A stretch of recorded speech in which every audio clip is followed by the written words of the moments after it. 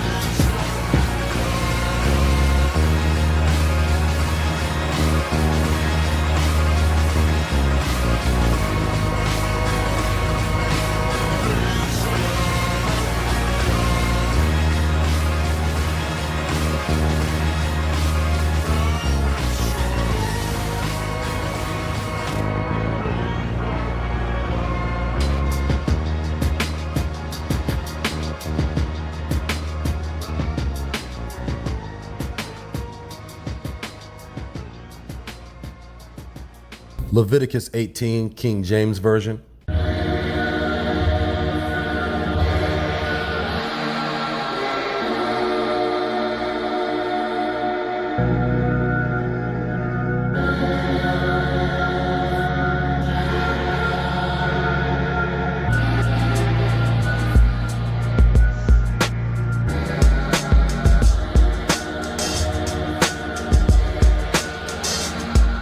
And the Lord spake to Moses, saying, Speak to the children of Israel, and say unto them, I am the Lord your God.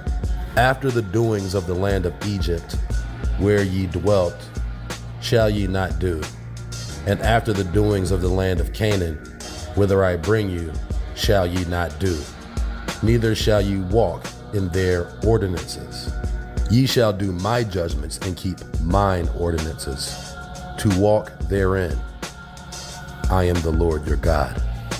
Ye shall therefore keep my statutes and my judgments, which if a man do, he shall live in them.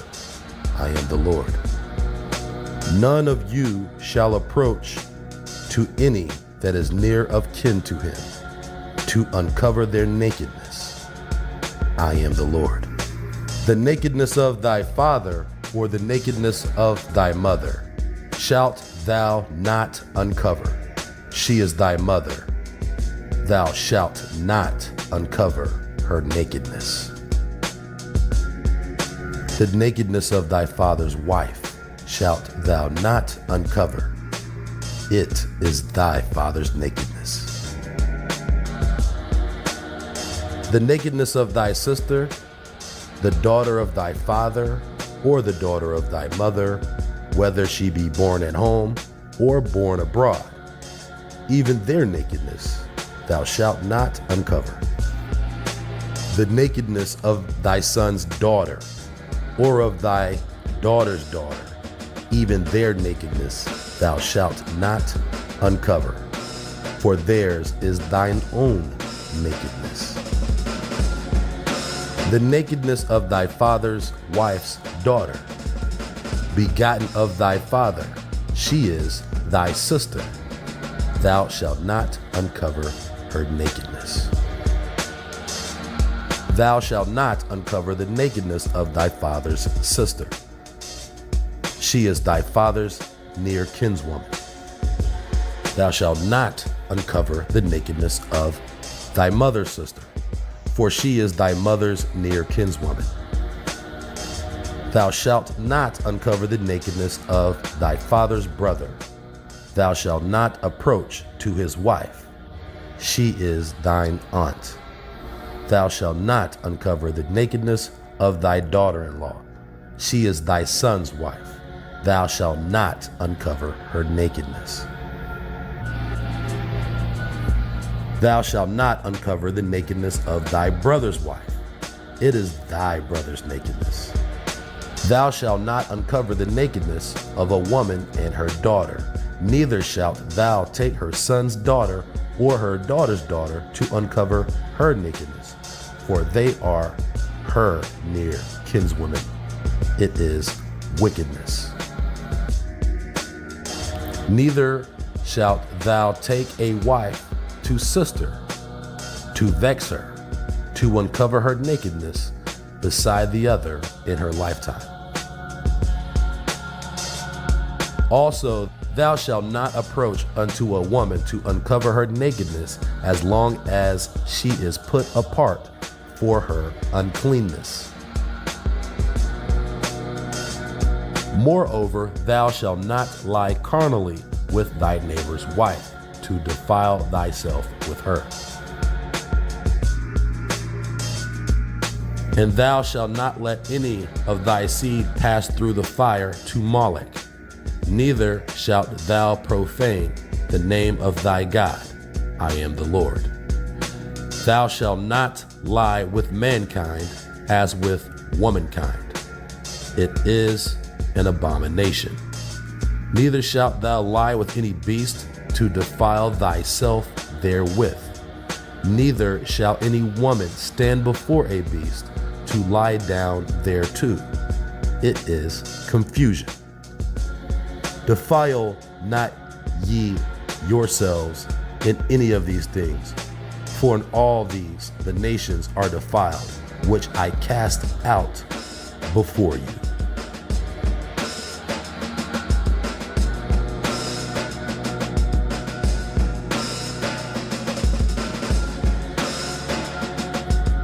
And the land is defiled, therefore I do visit the iniquity thereof upon it, and the land itself vomiteth out her inhabitants.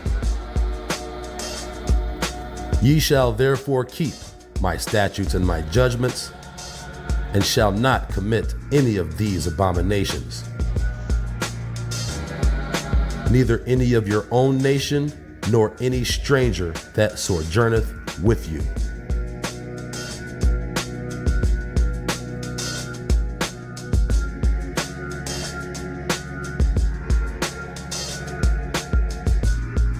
For all these abominations have the men of the land done, which were before you, and the land is defiled. That the land spew not you out also when ye defile it, as it spewed out the nations that were before you? For whosoever shall commit any of these abominations, even the souls that commit them shall be cut off from among their people. Therefore shall ye keep mine ordinance, that ye commit not any one of these abominable customs, which were committed before you, and that ye defile not yourselves therein. I am the Lord your God.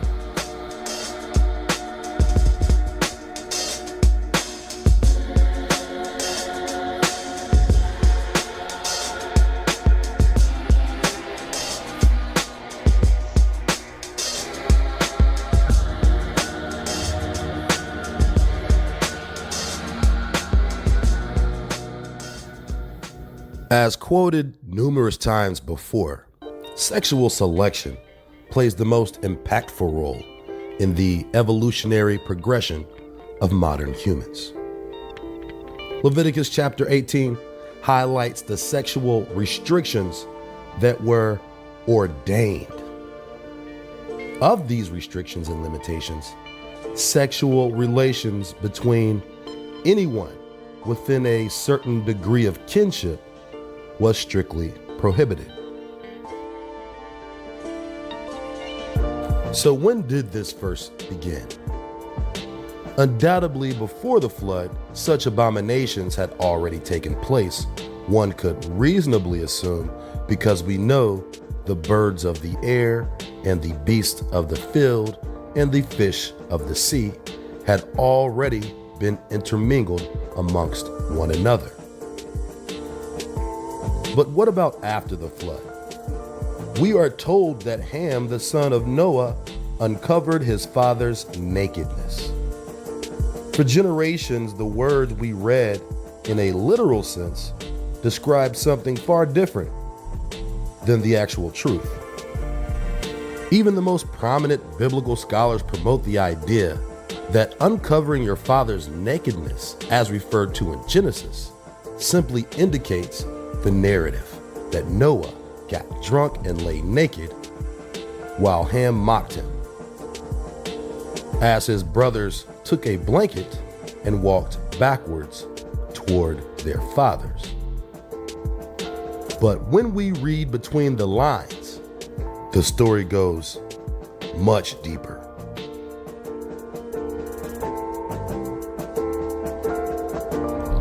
Without fully grasping the contextual meaning of the story, a non-inspired reader is led to an absurd conclusion.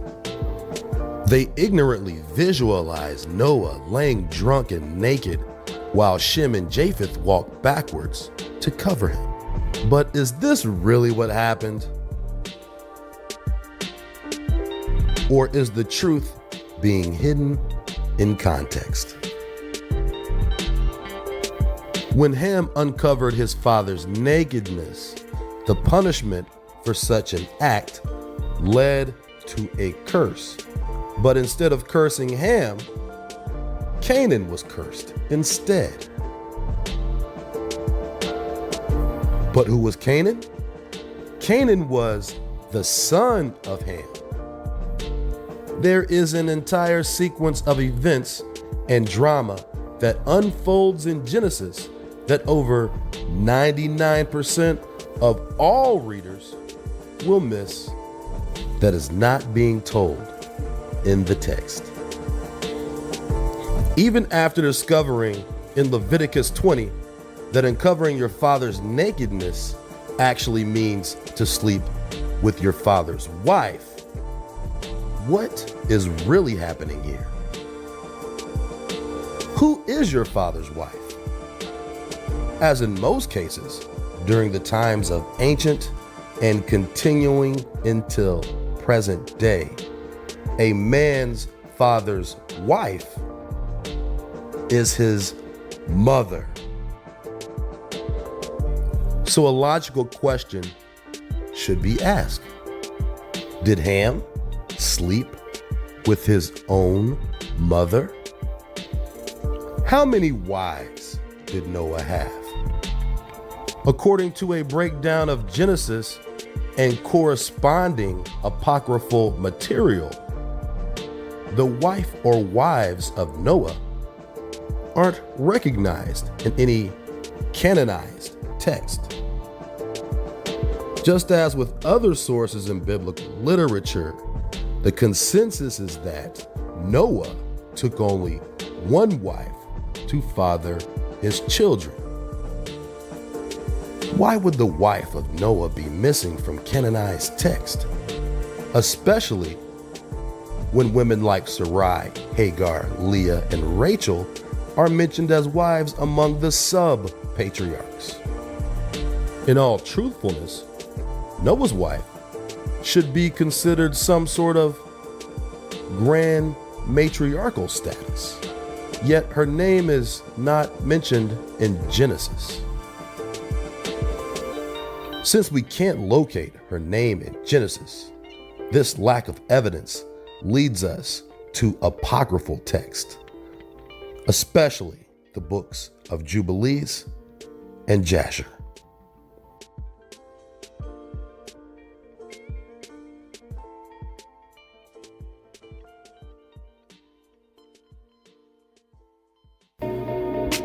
The books of Jubilees and Jasher will lead to areas of contention when it comes to the name of Noah's wife.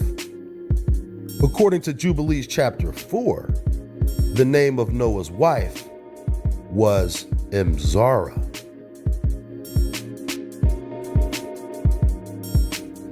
However, in the book of Jasher, chapter 5, the name of Noah's wife is Naamah.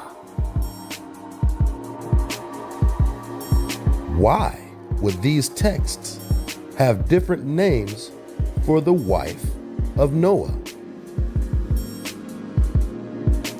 To complicate matters even further, Islamic historian George Sills wrote in his 1734 commentary, Noah's wife's name was Walia, who was an infidel woman who died in the flood.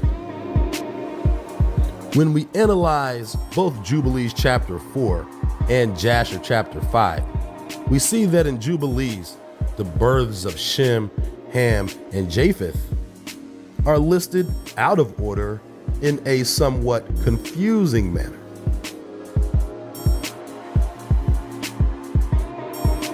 Jubilees chapter 4, verse 33 states, "And in the 3rd year thereof she bore him, Shem. In the 5th year thereof she bore him, Ham. And in the 1st year, in the 6th week, she bore him, Japheth." The birth of Japheth is listed after the birth of Ham. It clearly states after the fact that Japheth was born in the 6th week of the 1st year, which means Japheth was born before Ham. When we analyze Jasher chapter 5, verse 16 states, "Noah was 498 years old at the birth of Shem." Then moving to verse 17, it states, "Naamah conceived again and bore a son and called his name Japheth." And in verse 18, it states, "Noah was 502 years old when Ham was born."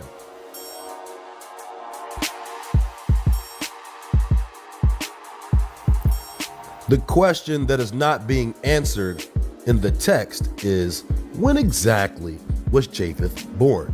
In Jasher, Japheth is born immediately after Shem, and his birth date is not mentioned as a separate year of Noah's life. And in Jubilees, the birth dates of Shem and Japheth are listed 1 week apart.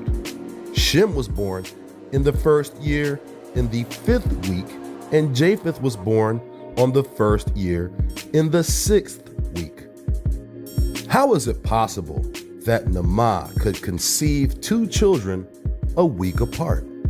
In the book of Jubilees, chronology has been broken up into segments of 7 years, and 7 times 7 years equaling 49 years, with the 50th year being commemorated as holy. These 49 years in between the holy year equal 1 Jubilee.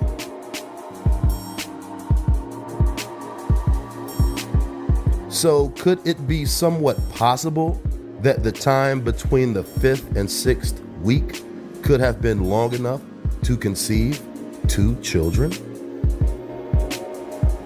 Nonetheless, the closeness of the birth dates between Shem and Japheth leave us asking more questions than we have answers to.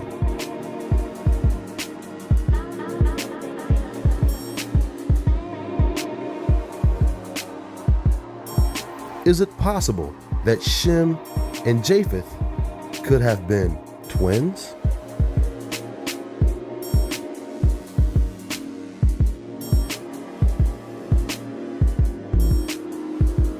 Again in Jasher, it states that Japheth was born right after Shem, yet there is no date differentiating the time between births, only the sequential order of Shem being born first and Japheth being born second.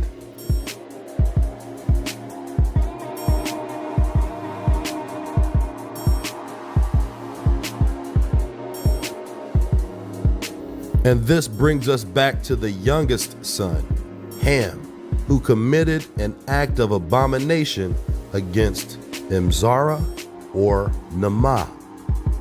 So although most biblical scholars will say Noah was simply naked and drunk, and Ham mocked him, in reality, Ham raped his own mother while his father was defenseless to stop him, and then afterwards mocked him.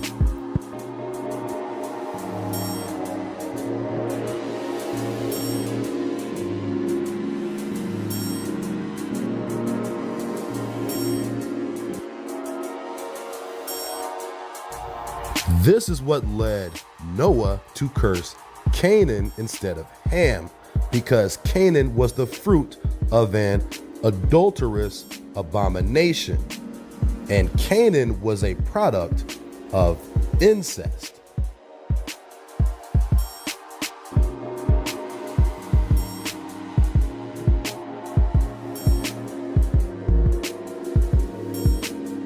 So at the genetic root of a Canaanite is an incestuous relationship, which means the first Canaanites were a clan of inbreeds.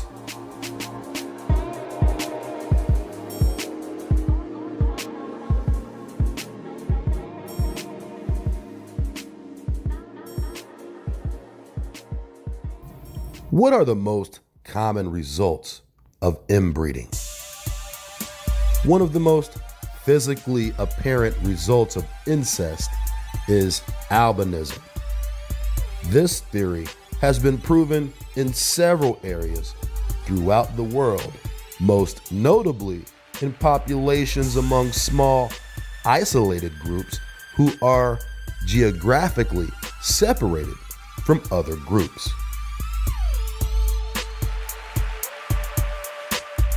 From the Missouri Department of Conservation, quote, "Inbreeding among small isolated populations or among closely related individuals can increase the chances for albinism. Even among humans, albinism rates vary with geographic location," end quote.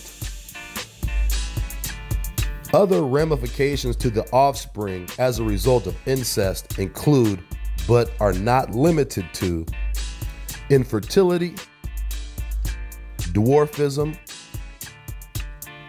facial asymmetry, clubbed foot, elongated skull, microcephaly, hemophilia, cleft palates, fused limbs.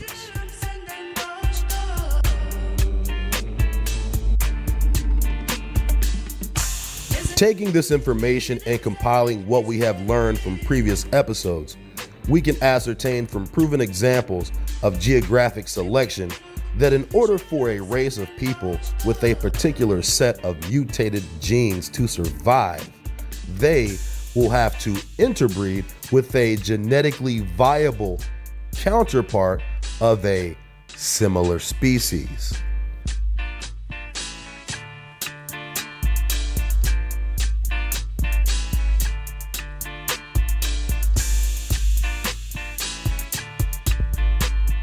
Quote, due to the chromosomal variation of DNA, the inbred is genetically different than a normal human. End quote. This would be the initial process of creating a human hybrid species. One inbred person and a human-like species capable of reproduction. In instances when this inbred person breeds with a genetically viable family member from the same gene pool, the chances of reproduction are much lower than if the inbred hybrid were to breed outside of his or her immediate gene pool, which means that this gene pool must breed with a genetically viable human or its lineage will go extinct. Many Muslims have speculated that this geographic isolation and mutation happened on the Greek island of Patmos by a scientist named Yaqub.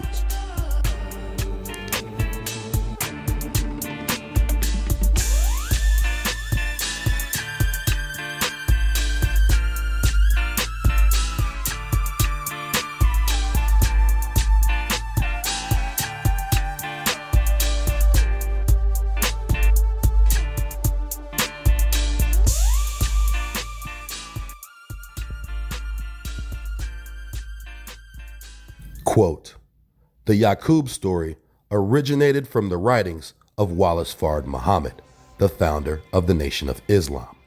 It was later developed by his successor, Elijah Muhammad, in several writings, most fully in a chapter entitled The Making of the Devil in his book, Message to the Black Man in America. Quote, from the Message to the Black Man by Elijah Muhammad. Our 66 trillion years from the moon has proven a great and wise show of the original power to build wonders in the heavens and the earth.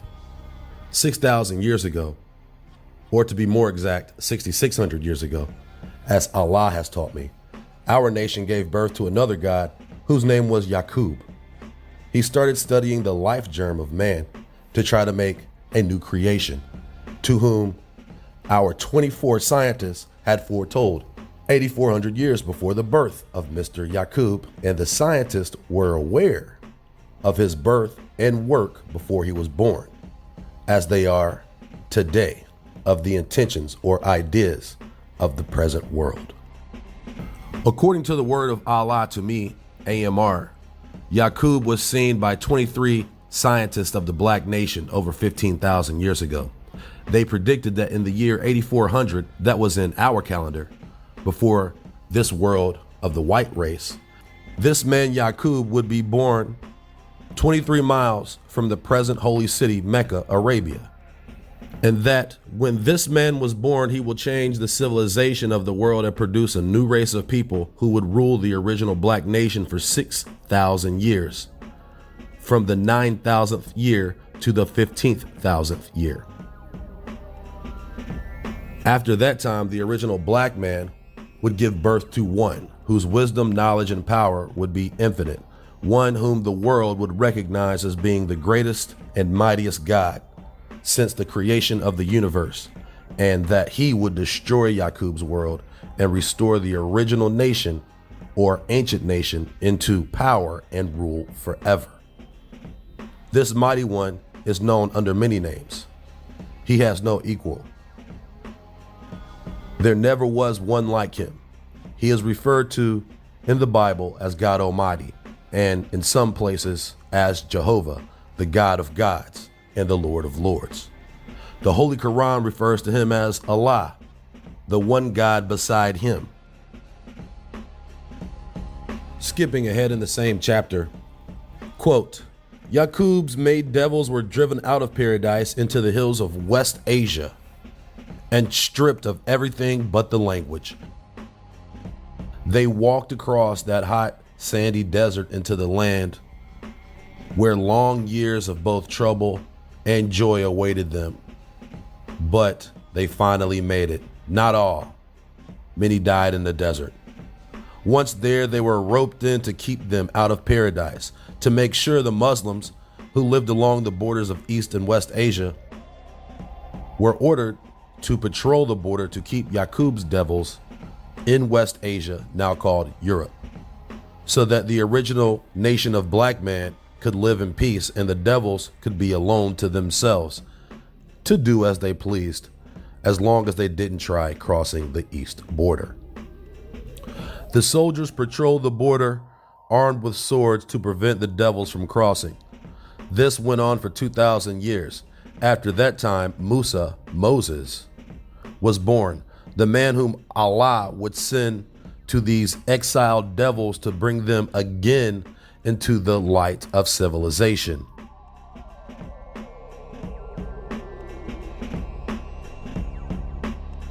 Let us not lose sight of what and how they were made, and the God who made them, Mr. Yaqub.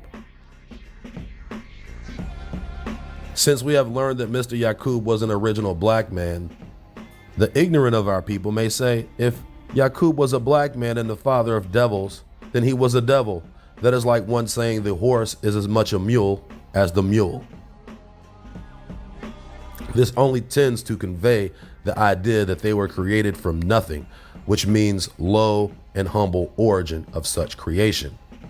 Again, we learn who the Bible is referring to in the saying, let us make man.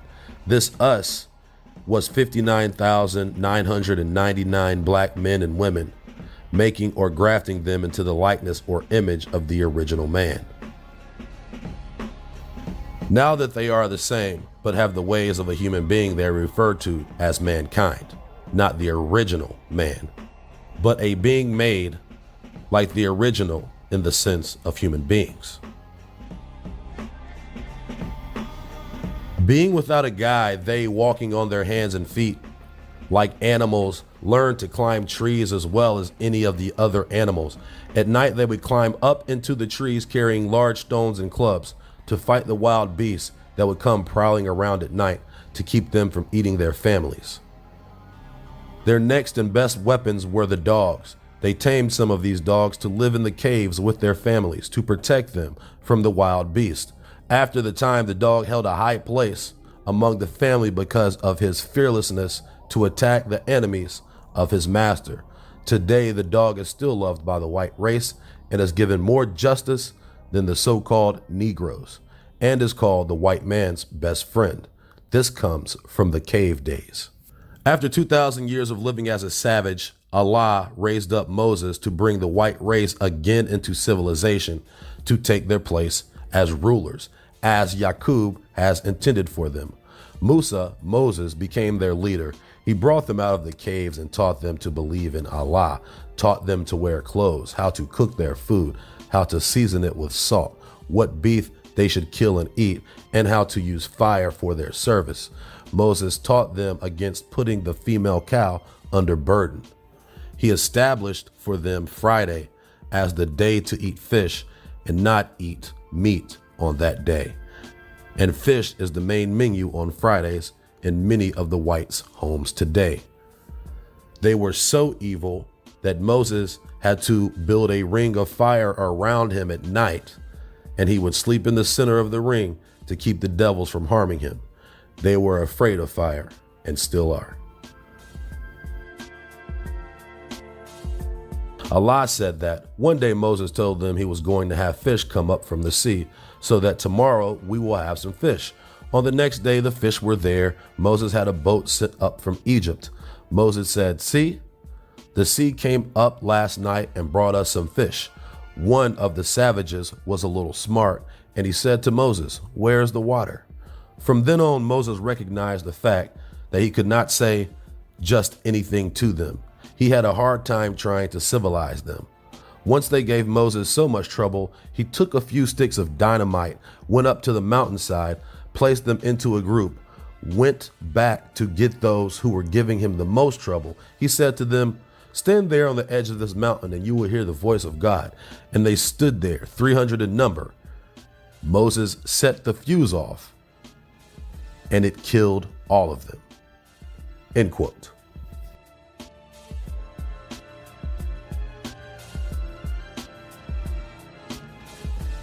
God created them in his image. They are in the image and likeness of a human being, black man, but are altogether different kind of human being than that of the black human beings. Their pale white skin, their blue eyes, even disliked by themselves, tells any black man or woman that in those blue and green eyes, there just can't be any sincere love and friendship for them. They are unlike we are like. Like repels, unlike attracts. The very characteristics of black and white are so very different. Black people have a heart of gold, love and mercy. Such a heart nature did not give the white race. This is where the so-called Negroes are deceived in this devil race. They think they have some kind of heart, but the white race knows better. They have kept it a secret among themselves, that they might be able to deceive the black people. They have been and still are successful in deceiving the black man under the disguise of being the ones who want peace, love, and friendship with the world and with God. At the same time, making war with the world to destroy peace, love, and friendship of the black nation. A brother loves and desires for his brother what he desires for himself. So-called Negroes, do you have this kind of love and desire from the white race for you? Why? Because I have shown to you they are not your brothers by nature. They are fully showing you this day openly that they are different from you, and you are different from them. Why not try making brotherly love and friendship with your own kind first, to see you are trying to integrate with the enemy of yours, and God shows beyond a shadow of a doubt that you don't know yourself nor your enemies, or rather are lost in love for our enemies.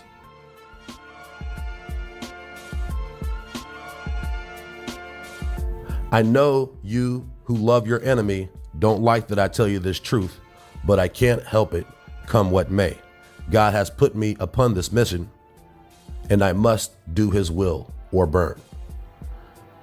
Are you with me to do the will of God or of the devil and the disbelieving people? I know you are, for you have learned and are learning more truth than you have ever read or ever will read.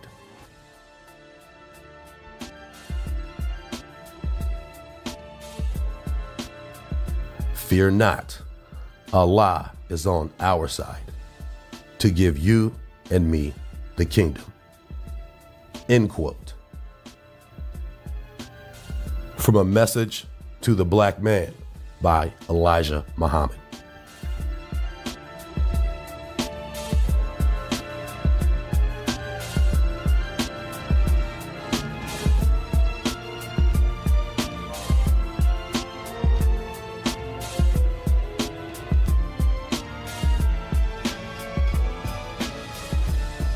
Questionable past of Fard Muhammad aside, is there any degree of truth that could be ascertained by the Yaqub doctrine?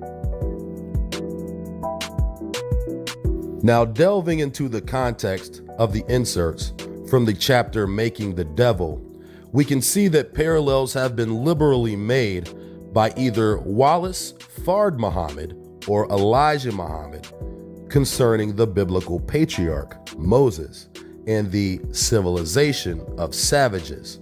According to the text, 2,000 years ago, Allah raised up Musa, aka Moses, to bring again the white race into civilization.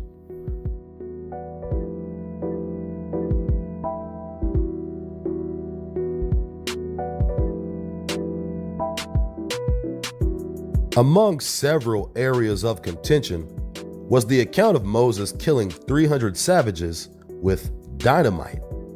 Although Moses is widely considered one of the greatest biblical patriarchs, he is not credited with the invention of dynamite, nor were these accounts mentioned anywhere in Genesis, Exodus, Deuteronomy, Numbers, Jasher, Jubilees, as well as any other literature considered apocryphal.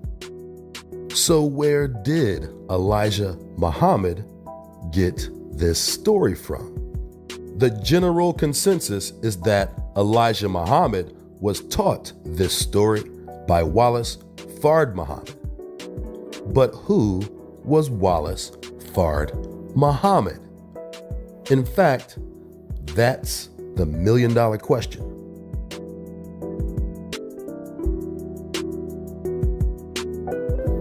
Even unto this day, the true identity of Wallace Fard Muhammad is still shrouded in mystery. However, one point is most certainly not a mystery. Fard Muhammad was a white man. According to the FBI, Fard Muhammad was born in New Zealand to a British father and a Polynesian mother, and immigrated to the United States in 1913.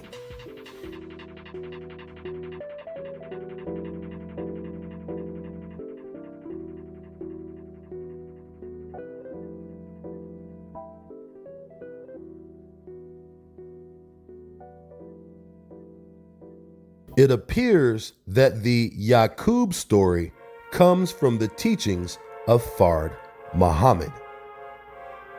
So the logical question should be asked: how could Fard Muhammad legitimately promote the Yaqub doctrine while simultaneously acting as the founder and head of the Nation of Islam? According to Fard, the white man was the devil, but he himself was also a white man. This would never work.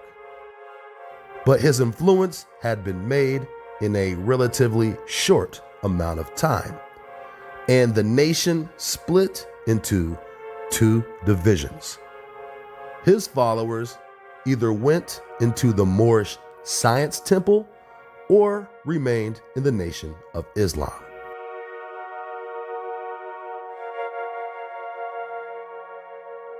Beyond the obvious fact that many pseudo-biblical interpretations made by Muhammad do not fall in line with recognized scripture, he was recognized as a biblical scholar and a prophet. Even the most elementary understanding of the Bible would lead anyone with grade school comprehension skills to question certain fallacies. But if you target illiterate people who think Moses and Jesus belong in the same book, they will be too ignorant to recognize they are being lied to, therefore making them easy prey for manipulation.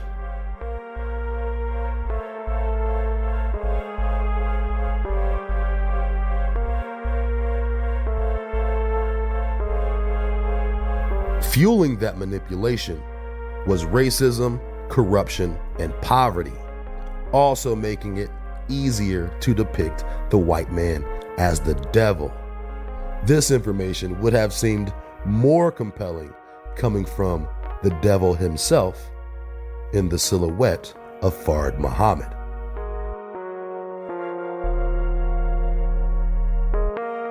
Venturing off into other areas of biblical inconsistency, the parallel has been widely made that Yaqub is in fact Jacob, son of Isaac and grandson of biblical Abraham. Even Minister Louis Farrakhan ascribes to this theory. You said that the thing that causes us to be listed as a hate group is our teaching on Yaqub. My question to you is, can you, with all of your scientists, disprove what the Honorable Elijah Muhammad has said of you? You're not an ancient people. You are new people on our planet. You had to have a place of origin, and you had to have a source from which you originated. You even put out a movie called Children of a Lesser God. And Yaqub was a god, all right, but he was a lesser god to the God who originated the heavens and the earth and all in between. You are a scientific experiment that we did with ourselves to see whether evil had the same power as good.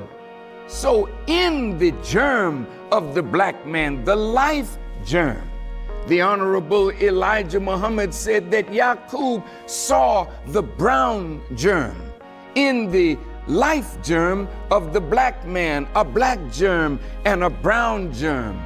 And he said that if he could separate that brown germ, he could drive it into its last stage and clothe it with flesh and give it form and expression. And that Mr. Yaqub did. Yaqub was born 20 miles outside of the city of Mecca in Arabia. Go to the book of Habakkuk. It says God came from Teman and the Holy One from Mount Paran. These are two cities in Arabia. And the Honorable Elijah Muhammad asked, which one of these two would you take for your Lord? The God that came out of Teman or the Holy One from Mount Paran? Arabia is the birthplace of Yaqub. It is where he taught the 30% who were dissatisfied to follow him. But the rulers of Arabia would not allow him to make his people on that peninsula. So they assigned him to the island of Pilan or Patmos in the Aegean Sea. And there he took his followers, and the process of grafting white out of black began. And the book says, the elder will serve the younger, and the stronger will serve the weaker. Here it comes now. Then Jacob, in a place called Peniel, wrestles with a man. And while he's wrestling with this man, his thigh is thrown out of place. And he wrestles all night till the breaking of day. And when the day came, he had prevailed. And he said, I have seen God face to face, and my life has been preserved. So the one that he wrestled with said, your name shall no longer be known as Jacob. Your name shall be known as Israel. Israel means the supplanter. The supplanter. When you supplant somebody, you take something that don't belong to you by devious, deceitful means. You are the original people, therefore you are the first. You are the elder. You are the stronger. But the people, they were fighting in the womb. Yes, sir. Now I want you to hear this. Your role has been usurped. You are the original, the natural ruler, and you on the bottom. The Johnny come lately is on the top. He's the real Israel. Okay, now Jacob or Israel is going to usurp the role of God and the role of the black man. One nation is the older. That's you. Yes, sir. You're going to serve the younger. One nation is stronger, but you're going to serve that which is weaker than yourself. That's right. Then Esau comes in with the venison. And he said, Father, I bring you. He said, but, oh my God, but I can't take my blessing back. I gave it to your brother. He said, but isn't there some blessing left for me? He said, well, son, you're going to have to serve your brother. He said, but in the final analysis, the yoke of your brother will be broken. Even within the minister's strained attempt at biblical comprehension, in which he flounders absurdly, relying on the false teachings of charlatans to draw weak comparisons to Scripture, he is totally missing one simple point that even further highlights his lack of knowledge on the subject. The chronology does not match. 6,000 years ago, under any recognized standard of dating, would have put the life of Yaqub, aka Jacob, before the flood, thus making him older than Noah. All shenanigans aside, there can be some truth discovered within the madness of this excessively imaginative rhetoric. It is within the realm of possibility that Wallace Fard Muhammad was an agent working for European intelligence. Considered a man of many aliases, it has been proven that he's used at least half a dozen. Could it be possible that this Patmos Island theory is true, but told through a web of lies and half-truths? One truth is apparent. This story is told through a lens of artificial selection, selective breeding, and geographic isolation. All tactics employed by Yaqub, aka the big-headed scientist, were in a sense a product of Darwin, but without any hint of the monkey to man doctrine.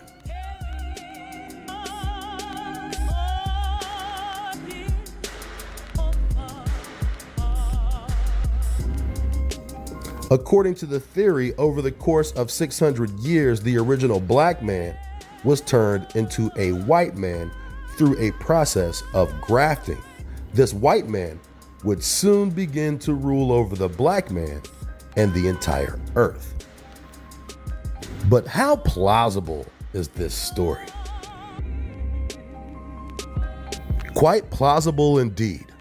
We know for a fact that genetically distinct populations can arise over generations due to geographic isolation, essentially creating a new race of people. Elijah Muhammad said it took 600 years. Quite assuredly, Farrakhan must know that it doesn't take 600 years to breed out black. Incest and albinism are some of the leading causes of melanin deficiency in physical characteristics such as skin color, eye color, and hair color. Yet none of these characteristics can guarantee blackness any more than they can guarantee non-blackness.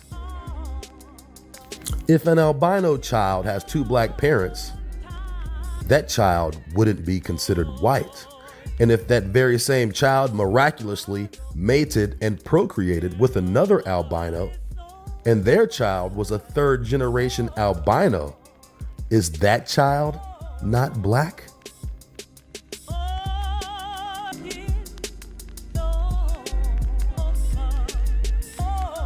If there is any truth to this theory, I would parallel the creation of white people around 600 years ago instead of 6,000 years ago.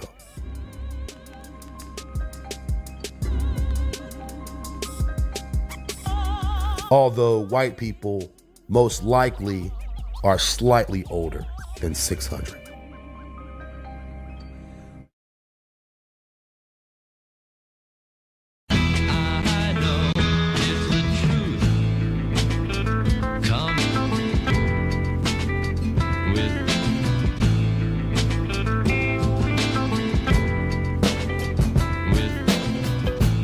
Can any truth be deciphered from this story? We could parallel the creation of white people around 6,000 years ago and instead divide that by 10 and make it around 600 years ago. Ancient history, chronological history, and understanding of scripture and archaeology all seem to support the stance that there were no Caucasians found in any archaic strata to lead anyone to believe that they had been ruling or even existed for 6,000 years. Although 600 years would make more sense, the most significant archaic strata that resembles the DNA of Caucasians comes from Homo erectus and Australopithecus.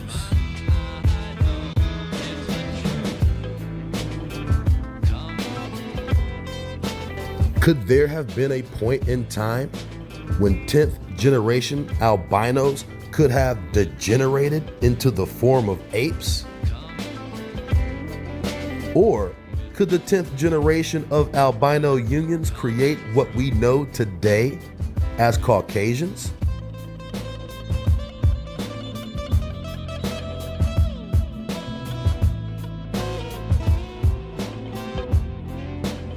What happened to the men who ascended to the top of the Tower of Babel and said, "We shall serve our own gods"?